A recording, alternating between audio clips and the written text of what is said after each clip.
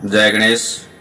मैं पंडित दौलतराम सारस्वत आप सबका इस YouTube चैनल पर स्वागत करता हूं। सभी ज्योतिष प्रेमियों को मेरा राम राम।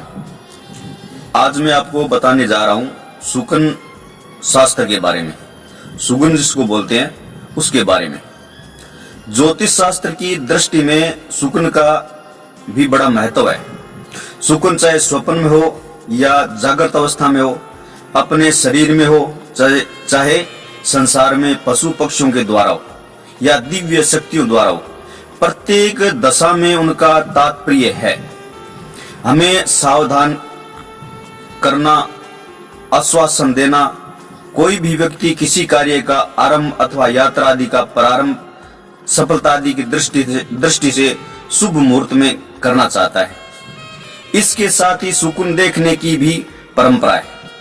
शुकुन शुभ और अशुभ दोनों प्रकार के होते हैं। शुभ मुहूर्त में शुभ शुकुन के प्राप्त होने पर यात्रा अथवा कार्य आदि की सफलता निश्चित हो जाती है।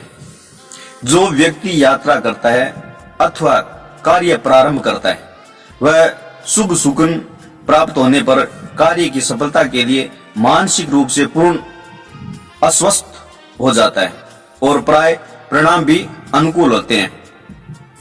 इस प्रकार जीवन में शुकन की महिमा कम नहीं है।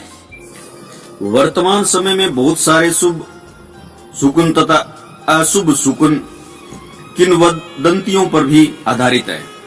किंवदंतियों प्राय शुकुन शास्त्र के अनुसार परंपरा से बंध गई है। सामान्यतः यात्रा के समय सहवत्सा गो सामने आने से या सामने आ जाती है।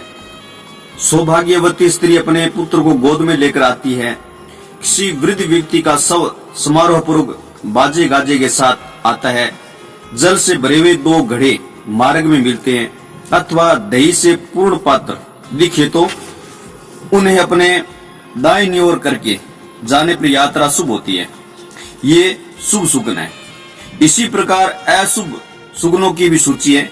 यात्रा के समय यदि कोई एक चक्षु व्यक्ति मिले या मिल जाए, काना आदमी, कोई नाई अपने औजार के डिब्बे के साथ मिल जाए, कोई विधवा ब्राह्मणी खाली घड़ा आदि मार्ग में मिल जाए अथवा कोई छींक दे तो अशुभ शुकन की सूचना मानी जाती है और प्राय इसके अशुभ परिणाम होते भी है। इसके अतिरिक्त पशु पक्षियों के द्वारा भी शुभ अशुभ की सूचना प्राप्त होती है। जैसे दशहरा दीपावली पर नीलकंठ पक्षी का दर्शन, सहवत्सा गौ माता का दर्शन, नेवले का दर्शन, मीन युक्त जल में मछली आदि के दर्शन होते हैं। इसी प्रकार हिरण नाग आदि के दर्शन भी शुभ माने जाते हैं। गिरगिट के स्पर्श होने पर, छिपकली के शरीर पर गिरने पर शुभ अशुभ दोनों प्रकार के फल होते हैं। दाहिने अंग पर पड़ने से शुभ की सूचना मिलती है तथा बाएं अंग पर पड़ने पर अनिष्ट का संकेत मिलता है। पशु पक्षियों से अशुभ की सूचना भी मिलती है। बिल्ली द्वारा रास्ता काटे जाने पर, कुत्ते के कान फड़फड़ाने पर, कुत्ते एवं सियार के रोने पर, गीध के मकान आदि पर बैठने से, कौवे के शोर मचाने पर अशुभ के संकेत प्राप्त होते हैं। पुरुष का दायां अंग तथा स्त्री का बायां अंग फड़कना शुभ माना है, शुभ होता है। इसके विपरीत अशुभ होता है। शुकुन जब स्वाभाविक रूप में स्वतः होते हैं तब इनका प्रभाव विशेष रूप से होता है।